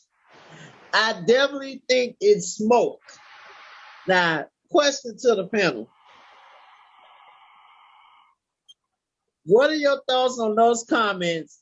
And do I really have to ask about who's the more accurate quarterback? We should all know the answer to this, so I'm not gonna answer that question. I've been waiting to fire off on this one. So I don't think it's a slight because, and let me tell you why I feel like there's some credibility behind what he was saying because I said, if you kind of do look at how, hold on. If you kind of do look at how he was used in Kansas City, there was a lot of stuff. There was a lot more stuff and a lot more versatility that they could have did with that offense that they didn't necessarily do with Tyreke Hill. And when he says Tua is more accurate, but Mahomes has the better arm, I feel like that has a lot more to do with talent. Sometimes when you are as talented as quarterbacks like Mahomes, like Aaron Rodgers, the accuracy is going to be there regardless. But when you don't have the arm, like quarterbacks like Tua, Drew Brees, and those, they have to be more precise with their targets and their ball placement and where they put the ball. So when he says Tua is more accurate, I don't think it's a slight, because he even said, like, for as great as Mahomes is, you feel me, when you don't necessarily got all the tools of the trade that Mahomes has and all the so much stuff that Mahomes can do, you have to be slightly more accurate with your ball placement and where you put the ball. That's why Drew Brees was never the gunslinger that Phil Rivers was. Phil Rivers was the better arm talent. You feel me? The accuracy was there. It's not like Phil was like an inaccurate quarterback. You feel me? Like he wasn't like it, but like and this is why I kind of feel like there isn't no smoke, because a lot of times when people try and view this as smoke, is like, okay, he didn't necessarily put Mahomes down to bring Tua up. If anything, he sort of mentioned two things. He sort of pretty much tried to level the playing field while not necessarily putting down either quarterback. Because he said Mahomes is that dude. Like, he clearly said that. Like, Mahomes is that dude. But I can't necessarily disagree with him when he says Tua might be slightly more accurate, because when you don't got the arm talent like Mahomes, when you can't like throw the ball from all them types of different angles and do all of that different stuff, your ball placement and your timing has to be like right on point, which we've kind of seen from Tua so far. Like, he is an accurate quarterback. Like, he doesn't necessarily have the arm to put it down the field, which is why I don't necessarily think there's any smoke behind it, because as a receiver, you know the stuff you can do and you know your coach. And not just that, even Patrick Mahomes and Andy Reid came out and said it. Like we love Tyreke, but he was kind of right. Like with the newer receivers that we have and things like that, it allows for some more versatility, which even means in their eyes, they felt like there was only maybe either so much that they could do, or they just weren't trying to do it because what they done has worked so well for the years that it was working. So it's like, I don't necessarily think there's any smoke behind it. I think really what he was trying to do was bring up his quarterback, because he hears how people are dragging Tua through the mud and saying Tua either got to step up or be gone. And Tyreke is trying to say, like, hey, my boy, you know, he got it. And I get it. It's only preseason. You know, it's preseason. It's all season. You know, they train and they still, you know, they haven't really put it together in a real football game and situation. But like I said, I don't necessarily think that, like, what he's saying is really out of pocket. I think there is some credence to Tua being slightly more accurate than Mahomes. Even like I said, it's not that Mahomes isn't accurate. It's about the fact that when you can't do as much as Mahomes can on the field, your ball placement and stuff will be slightly different, which will, in terms and where you put the ball and things like that. In Tyreek's mind, he views Tua as slightly accurate. He didn't say Tua was way more absurdly more accurate than Patrick. He said slightly, which I don't necessarily disagree with. Like I said, I'm not taking it all the way 100%, but like I said, I kind of understand what he means. But like, Tua may be slightly more accurate than Mahomes, just because of the fact that when you can't do as much as somebody as Mahomes' talent can, you got to be a little more accurate with your ball placement. So I think that's really what it was. With Mahomes, sometimes when you that great, you would throw the ball from all them different arm angles and do all of this different stuff. Your accuracy honestly gets up undervalued and underlooked because you are that great and you can do so many different things. So it's not to say that Mahomes isn't accurate, but in terms of Tua, he's got to be like that Drew Brees type. Everything's got to be put on. You got to put the ball in that pocket in that split second for that receiver. So I don't necessarily disagree with Tyreke said, and I really don't think there's any smoke because from what you heard from Andy Reid and Mahomes after what Tyreke said. And then real quick, my last thing. The Chiefs also said they wanted to pay him. They just didn't have the money, so they didn't have no. They tried to do right by him. They didn't have the money to afford Tyreke. They said that. No, that is facts. That's 100% facts. They wanted to pay him. They wanted to keep him, but they didn't have the money to pay him, so they didn't have no choice but to trade him. Now, I kind of looked at it as a dig, but I mean, then again, now that you know how you done broke it, how you displayed it or gave your take, maybe it wasn't. But come on now, everybody on this panel know that Tua is not holding a candle to Pat. Come on now, we move all on know Chris. That. Let's hear Chris. Yeah. Okay, I think it's a dig because I actually read. I was just reading that before we jumped over here. I was reading all that was said between the two. No, Patrick didn't take it that way, but I think it was one. It was smoke for Tyreke for the simple fact he was complaining about being underutilized. So that has more to do with Andy Reid and less with Patrick Mahomes. Hold on. But you were underutilized, but you led the team in targets, you led this team in receptions, and you led the team in touchdowns. But you were underutilized. Because it dropped from 11 to 7. How are you right? How are you underutilized if you led the team? We threw the ball to you the most. You got the most targets, the most receptions, the most touchdowns, and we got Travis Kelce. And we threw the ball to you more. And second, as far as his accuracy go, I can't really take what Tyreke say about Patrick Mahomes' accuracy seriously because I've watched this man single-handedly drop touchdowns in the Super Bowl that were like right in his hands, on his fingertips, like through 2 defenders and all of that. 2 defenders, 3 defenders, like right in your hands. You hold on to the ball, touchdown, we get a ring. No, this man has dropped some of the most passes that have been like, I don't even know how Patrick got it in the man's hands. Facts. I don't even know how he got it to the man's hands. He throwing it from a crazy angle, and then he throwing it through 2 defenders right to the man's hand, and he drops the ball. He drops the ball. Like how do you do that? The last Super Bowl they went to. Man, how do you do that? How do you do that? And then, see, and I think Tyreke is a little bit. 14 points off the board. And I get your point about him boosting up his quarterback because that's what you're supposed to do. You move on, you move to a new team. You're supposed to pump up your new team. You're supposed to. But I think it's a little bit of smoke.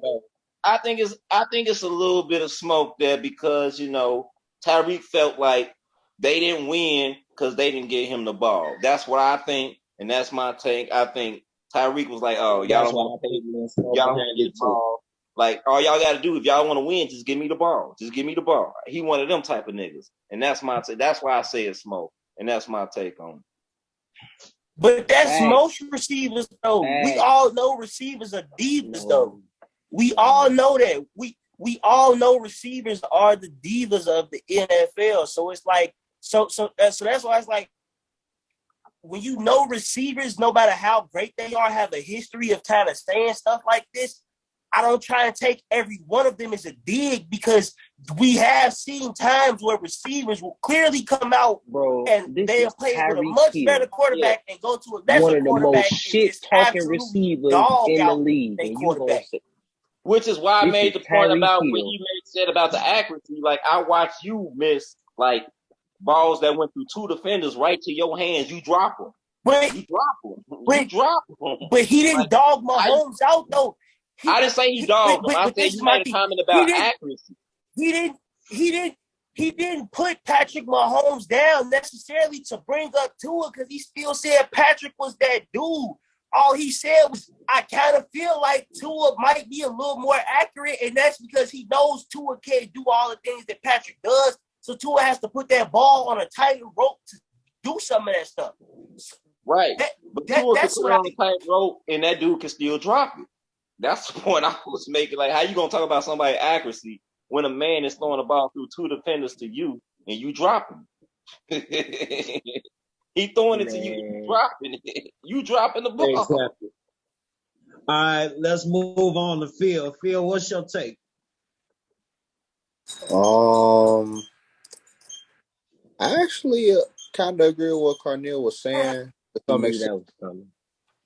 Only in this regard, because I feel like I try to look at things from a different perspective. I understand what Chris is talking about, like, you saying that you talk about accuracy when you led the league in drops last year. You know what I'm saying? That's kind of funny coming from you. But exactly. I think it's that Tyreke was pointing out isn't something you can point out in terms of counting numbers. In terms of like the accuracy, as far as the accuracy point go, I think it does have a lot more to do with ball placement that he was talking about. And he probably just like where the ball is placed. Like he probably liked the way Tua throw the ball some way, he placed the ball to him and all that, as opposed to Patrick Mahomes. It could very well be that. In terms of him being underutilized, and this is why I think some people I don't think he was talking about in terms of volume. I think he was talking about the utilization of all his skills as a wide receiver in terms of like scheme and all that and what he can do. Excuse me, what he can do as a receiver. Because I could think of some things you could they didn't do for Tyreke Hill that you can do. Run them off quick screens or hit them with some bubbles or something like that. But I don't. That might have been a dig towards Andy Reid, in all honesty. But in all honesty, like Kansas City didn't need to do that. They didn't need to do that for Tyreke Hill with Tyreke Hill. They didn't need to do that. A, they had Travis Kelce. B, they had other like very good. This is going to sound crazy, sacrilegious, blasphemous, all that. But they had other type of receivers like Tyreke Hill. None of them were Mecole Hardman for sure. None of them were Tyreke Hill, but in terms of speed receivers, they had those, a plethora of them, if you ask me. But that Watkins at one point. That's how I feel what he meant in terms of him being underutilized. But either way it go, Tyreke, you on the Miami Dolphins now. Let's talk about the Kansas City Chiefs. All right. Because you got to see them boys. Make sure you beat them boys when you see them. That's all I'm saying. Beat them. Exactly. Hey, my boy Johnson coming from. He really is, though. Wait, say that again, Phil. I said my boy Lonnie Johnson gonna come from. He played for the Chiefs. Okay. That's the guy you say you played football with, right? Yeah, he played on the Texans, but now he played for the Chiefs. Okay. Let's close it out with Mike. Mike, I know you got something to say. I want to hear your take, sir.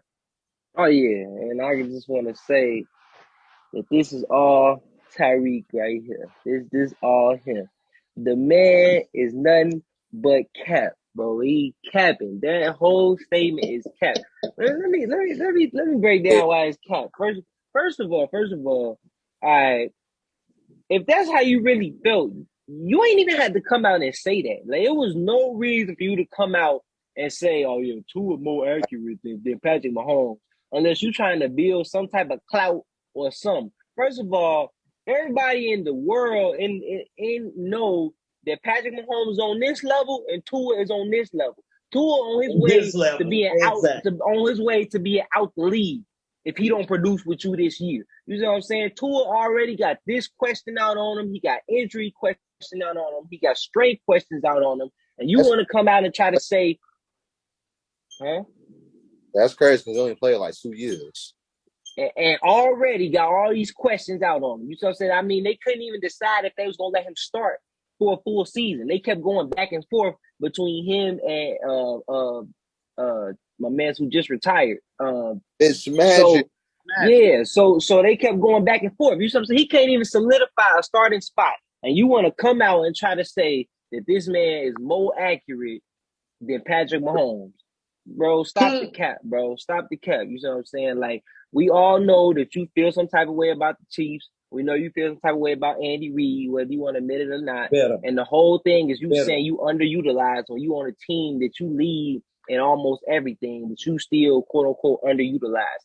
That's that diva that Cardinal was talking about, that receivers be. You being a diva. Just because you're the best receiver on the team and one of the best receivers in the league don't mean that we got to cater to you when we already got a winning method in place. Exactly. That's like Klay Thompson sitting here talking about, oh yeah, I'm underutilized on the Warriors, man. They don't appreciate me. You know what I'm saying? No, bro, you still a vital piece to this. Like, we gonna use you as we see fit, and we gonna win. You know, to win these games. Like, so yeah, bro, that's straight being diva. That's straight capping, bro. That whole thing, you trying to give your quarterback who you know is on the hot seat this year for sure. If he don't produce with you, he might just be out the league.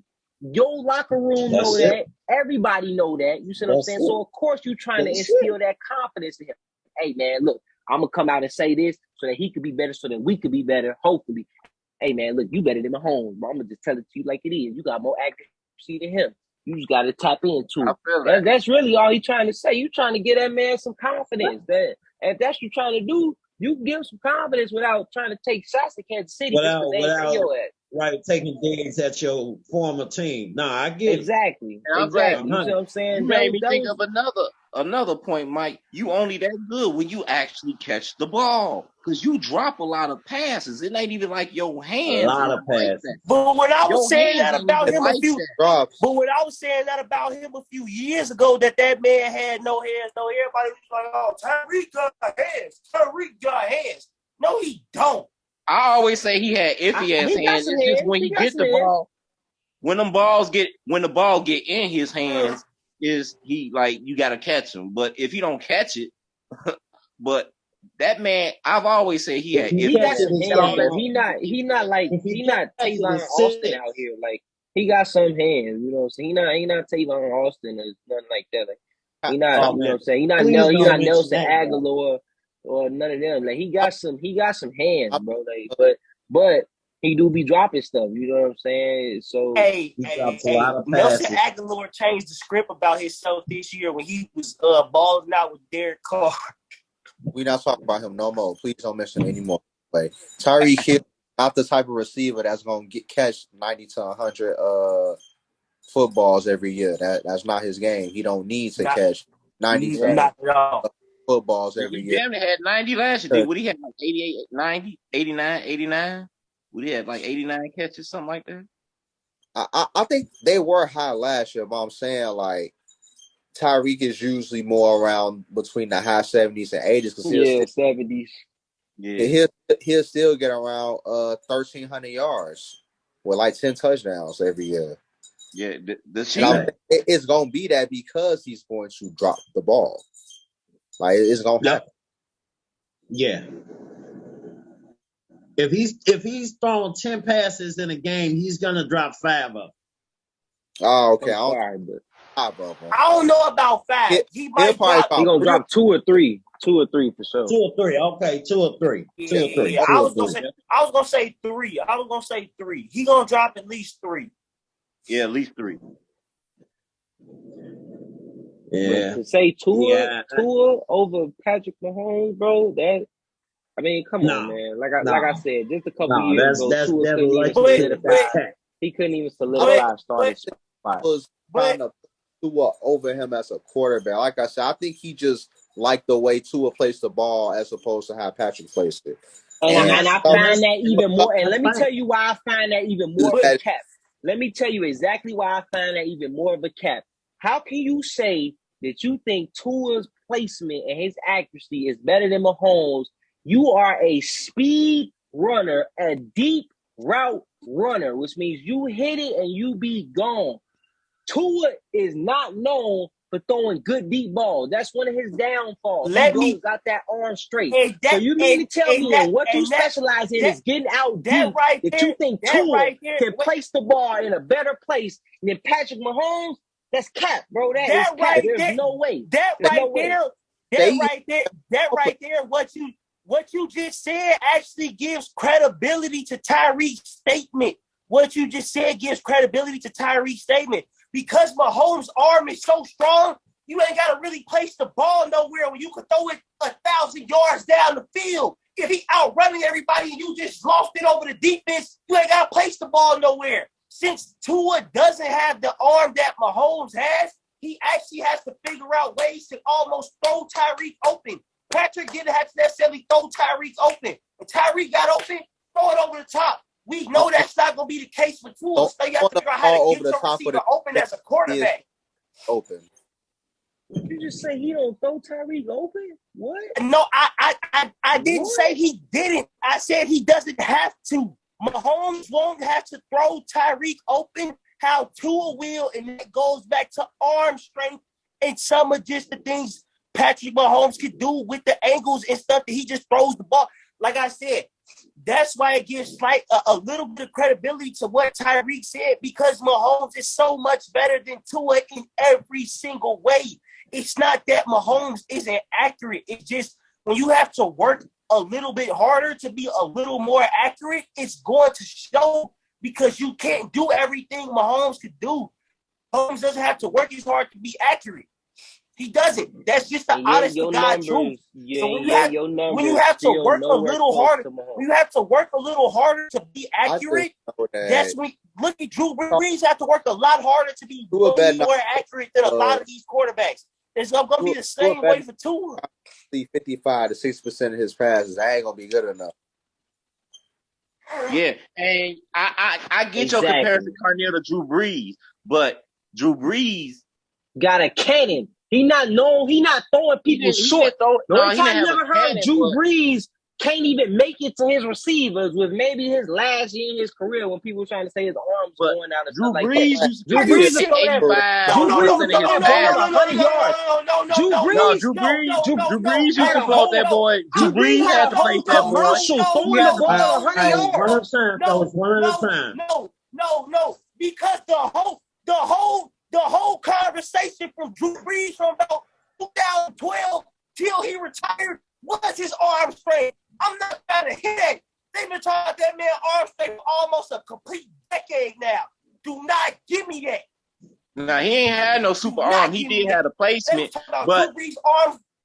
They was talking about Drew Brees' arm strength for almost an entire decade. No, he did have a super strong arm. He did. He was just he completed about 85 to 90% of his passes. The man had a whole commercial just for his arm strength. When Drew Brees tore his shoulder apart for the Chargers, he had to change his game entirely, bro. That was the whole thing. Drew Brees wasn't the gunslinger. He was the accurate master who was going to put the ball where it needs to be. Facts, Mike. Yeah. That's actually fact. They was talking about Drew Brees. That don't mean he ain't have no cannon, bro. Are you sick, bro? He had a whole commercial. No, his cannon went down. He had a whole commercial throwing the ball. Because think about it, Drew used to complete about 85 to 90% of his passes because he threw them on the money, bro. His pass, they was just accurate. He was throwing short. Drew Brees wasn't throwing a lot of short, medium passes. It wasn't a whole bunch of deep passes. He threw some, but it wasn't a whole lot of deep passes. Drew Brees stopped throwing short almost about 10 years. Thank you, bro. Of like, Drew Brees just can't throw the ball over 20 yards. He could throw the ball deep here and there when he needed to, but it was really more like as the season waned, arm strength weakened. You know what I'm saying? At the long, like as deep, every year, every season. his arm strength got a little weaker. It didn't last. This ain't a topic for today, but I'm gonna definitely have some Drew Brees But hey, arm strength numbers for he would y'all because throw some darts. y'all got Just him think messed up. about it. Drew Brees started throwing a lot of slants, a lot of digs, and a lot of comebacks and curls. Then was Drew Brees' routes, And and he he was hit them doing on like time. last six He and a hit them on half time. years, bro. You can't tell me that's the end of career. You can't tell me that's the end of his career when he was doing He that threw for a lot of almost an short entire passes. Drew decade, Brees bro. started Go throwing a lot of short passes. Go look at their yaks. All them receivers, Marcus Yeah, Cole, they would Mike. get yards after catch. He threw a lot of short passes that dudes was Marcus just Colston. taking and make, especially niggas Like like I said, Kamara taking short passes and making big Kamara. yards. They was taking them short passes and getting a bunch of yards on them. Drew Brees' arm wasn't questioned until like 17. Exactly. So. Drew Brees, Well, Drew Brees stopped having that cannon after he tore his shoulder apart, bro. He spent majority of his career not having that. He tore his shoulder and he changed his game entirely. Because when Drew Brees won the Super Bowl, bro, wasn't nobody talking about his arm strength. He still had one of the strongest arms in the NFL when he won that And Super I Bowl. was just going to make that point. Drew could still make Go watch that That's Super when Bowl. he I had remember that that's Super when Bowl. he had that whole commercial. That's when he Three. had that whole commercial throwing the ball to the 100-yard line. They literally gave that man a commercial just for his arm. Like I don't understand what more was. Bro. Tua's not getting that. Tua's not even getting go that. look. Let me just Tua's not getting that. Tua's not throwing the ball nowhere near as far as Drew Brees. Even go look back at that Super Bowl, bro. Go look back at that Super Bowl. It was a lot of 10 to 15-yard passes against the Colts. They whooped the Colts' ass in the middle of the field. It wasn't deep. Don't worry. I'm gonna send you all Drew Brees cannon numbers after the segment. Don't worry. As a quarterback, the furthest you really are required to throw on a game to game basis is probably like 40 to 50 yards. Bro, he throwing that ball 60 yards easily. Hold on, let me finish, Mike. Because like I said, at least 40 so Tua, technically, when you ain't got defenders running at you, any quarterback. No, Tua not. Quarterback that Tua can't even hit him on a Hail Mary. He can't even hit a Hail Mary. You can still like you throw a Hail Mary like once, maybe twice in the game. You feel me? Yeah, and they not even making Tua not even making it to the end zone. Facts. You got quarterbacks out here who can't even throw a Hail Mary to the end zone. Bruh. And nobody is saying Tua is Drew Brees. They're similar. No, we ain't putting no. I'm not giving them that. I'm talking strictly arm strength. Y'all trying to use Drew I don't Brees think as a nobody comparison ever said he to was Drew Tua's Brees, arm strength, and Drew Brees got a way stronger cannon than Tua. Like, what you mean? Nobody's comparing his cannon to Drew Brees. We just saying that Tua's known for not being able to throw the ball deep. That's the same issue Drew Brees had. But that wasn't Drew Brees' issue. That was a fatigue issue. They only said that when Drew Brees got fatigued. Fresh Drew Brees was knocking them passes down, deep and all that. They didn't start questioning that until late in the season and stuff like that. He done threw the ball more than anybody in the league. Because he done threw the ball from more than anybody in the league. They threw more passes than anybody in the league. So now they questioning his arm strength towards the end of the season after he done threw more passes than everybody in the league. Like, no, bro, it's not. And a lot of the passes was short. They were short passes. That's not the point. The point is, bro, your arm gonna wear down when you constantly using it more than the next person. That's facts.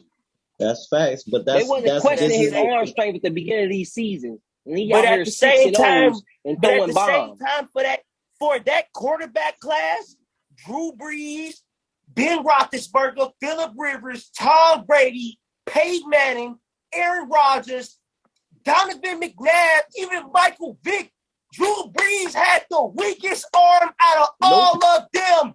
If that was the case, they would have gave him the deep bomb commercial.